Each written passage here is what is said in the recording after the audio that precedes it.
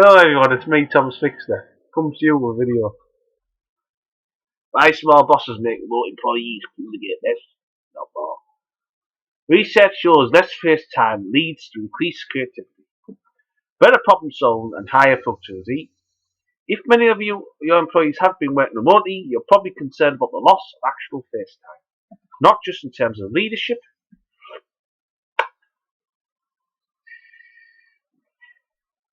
but in those formal and theological all-important casual interactions and collaborations, and the problem solving moments among team members.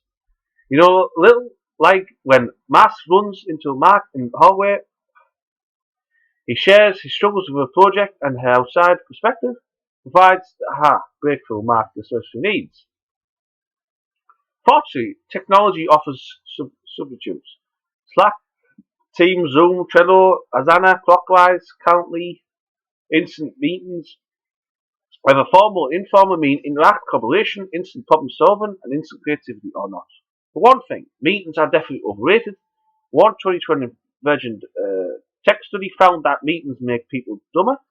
When people placed in small groups and asked to solve problems, their individual IQs dropped by an average of 15%. The problem, the feedback, even if only implemented, that meetings are intended to enhance. Examples: people who feel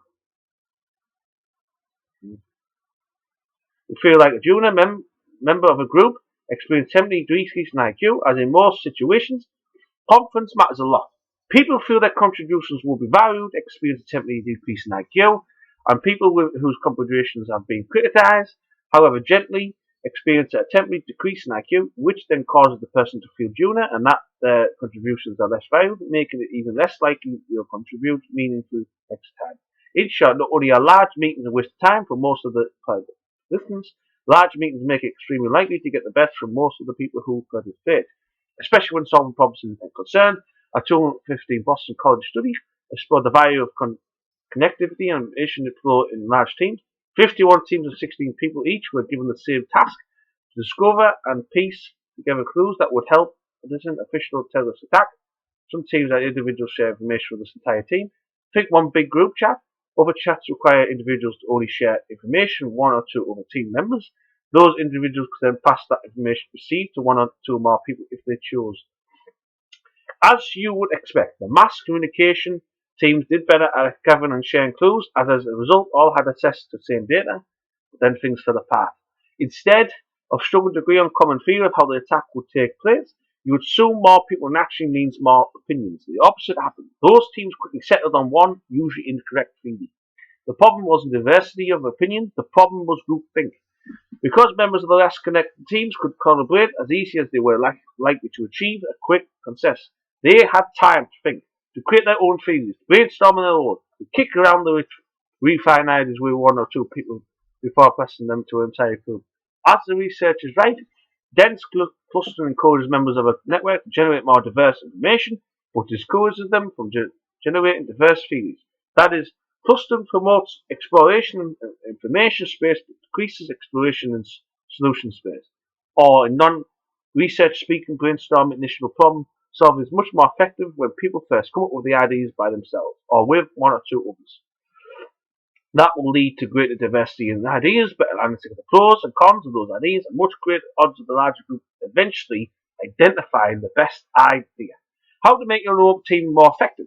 Of course, that doesn't mean you should do away with meetings altogether.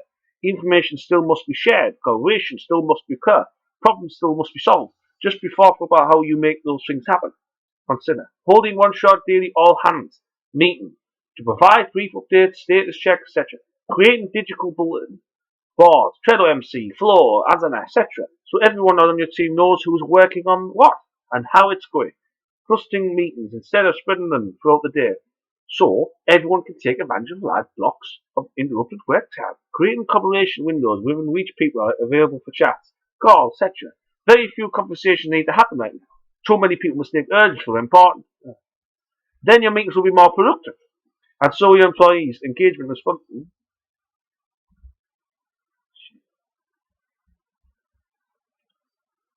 It's the time. Yeah. Not only large meetings are a waste of time, but most of the large meetings make it extremely unlikely to get best for most of the people who participate, especially when solving problems is concerned. A 2015 Boston College study explored the biocontinuity and information flow in large teams. 51 teams of 16 people each were given the same task to discover and piece together clues that would help predict a fictional territory. Some teams had individuals share information with the entire team, think one big group chat.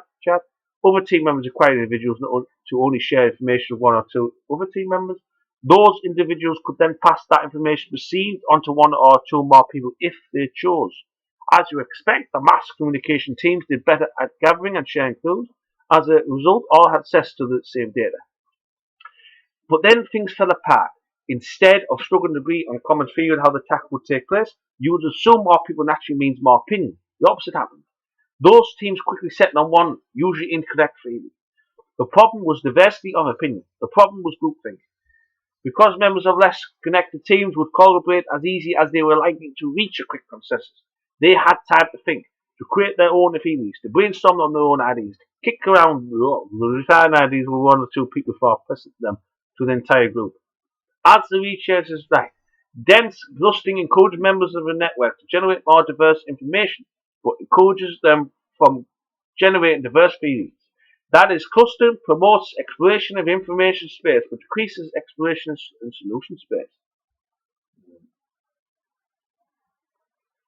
Or in non-speaker speak, brainstorm initial problem solving is much more effective when people first come up with ideas by themselves or one or two out of others.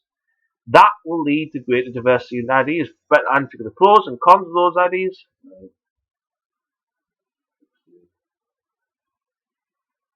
Creating collaboration windows within which people are able to chat, calls, etc.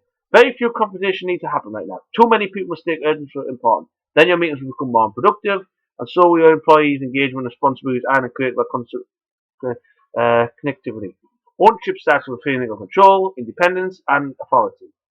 People care the most when they feel trusted to make things happen, and when they have the time, the uninterrupted time to make things happen. Well guys, that time again. Thank you for watching. If you subscribe to my channel and like and share and comment on the video.